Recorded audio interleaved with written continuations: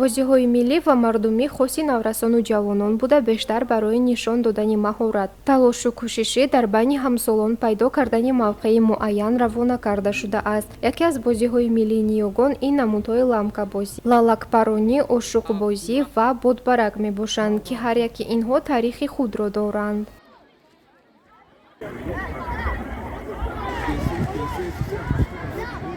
Шамсиев Шоҳҷаҳон аз мактаби 18. Ман имрӯз лалак овардам, сета лалак овардам.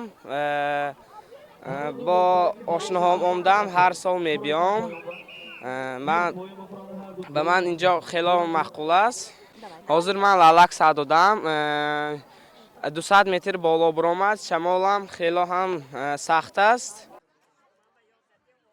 Ошуқбозӣ низ дар байни кӯдакону наврасон хеле машҳур буда, асосан ин бозиро писарон бозӣ мекунанд. Ошуқро наврасон аз зонуи пои рама як устухон хокистарро гирифта хушк мекунанд ва аз пайҳаш тоза карда бозӣ мекарданд. Бозингар бояд аз масофаи муайян бо танаи худ ба сутуни ҳарифаш мезанад. Касе ки зад, ошуқро барои худ мегирад. Ин бозӣ дақиқ ва ҳамоҳангиро инкишоф медиҳад.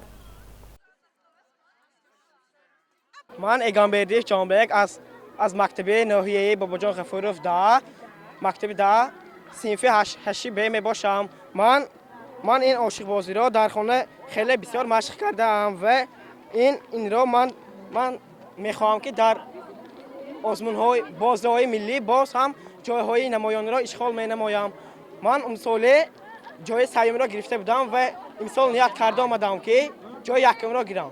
Ошиқҳои ҳалбаст инҳо луч мебошад ва инҳо луч барои курукба мондан инҳо лозим мешавад, ин барои задан. Бодбарак нави бозиҳои мардумии кӯдакону наврасон, ки дар Тоҷикистону Афғонистон, ҷумҳуриҳои Осиёи Марказӣ ва умуман дар бештари аз қисмати ҷаҳон аз қадим маълум аст. Дар 4 гӯшаи коғази андозааш 30 ба 40 сантиметр чӯби борики сабукро бо ширеши зардолу часпонда риштабофӣ мекунанд ё медузанд. Сипас банде ё риштаи дарозеро ба миёнҷои он гиреҳ баста, онро ба ҳаво сар медиҳанд. Шакли маъмул ва асили бодбарак аз ширеш, коғаз ва наи маҳину тунук тарошида сохта мешавад. Ҳангоми давидан ва вазидани бод ин бодбарак парвоз мекунад. Имрӯзҳо дар шакли ҳавопаймо сохтани бодбарак низ ба назар мерасад. Лалак аз бодбарак бо андоза ва намуд фарқ мекунад. Аз ҳама калонтараш то 5 метр мешавад. Лалак аз лифофа ва шохаҳои дарахт сохта карда мешавад. Ҷои асосии лалак ин ресмони ғафси дароз, ки метавонад ёрӣ диҳад ба баландӣ парвоз кунад. Ман Бурҳонов Абдураҳмон, хонандаи синфи 5Б аз мактаби 18. Ман ин салфанро 5 сомонӣ аз панҷшанбе харидам ва онро дина сохтам. Ва ба инҷо омада парандосем. Мо ба ҳамсинфон ҷӯраҳо 4 лалак овардем ва 1 лалаки калон, 2 лалаки калон ва 2 майда овардем.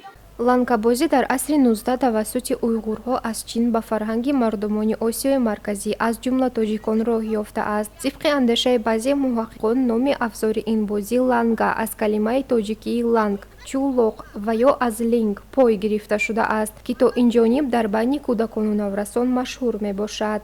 Ланка аз порачаи пӯсти пашмдори мол ва пораи сурби гирдашакл сохта мешавад. Ланкабозӣ ба таври гурӯҳӣ ё дунафарӣ сурат мегиранд. Бачаҳо шумораи муайянеро гирифта ба бозӣ шурӯъ мекунанд. Агар дар вақти бозӣ ланка ба замин афтад, навбати бозӣ ба дигар мегузарад. Ҳоло бошад дар байни наврасон сохти ланка дигаргун шудааст. Онҳо ба ивази пашм аз лифофаҳо истифода мебаранд.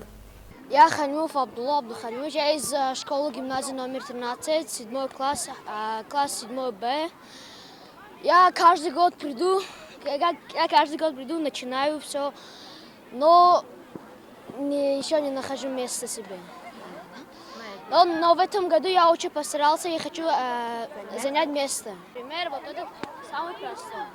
Вот это называется вис, который ногу поднимаешь, а это даба. А это рух. ҳамчунин чилакбозӣ ва арғамчинбозӣ низ аз давраи қадим то ин ҷониб омадааст. рафти бозии чилакбозӣ ин афтонидани хоначаи чоркунҷа шакл мебошад. арғамчинбозӣ бошад низ бозии гурӯҳӣ буда арғамчинро тарафи худ бояд кард.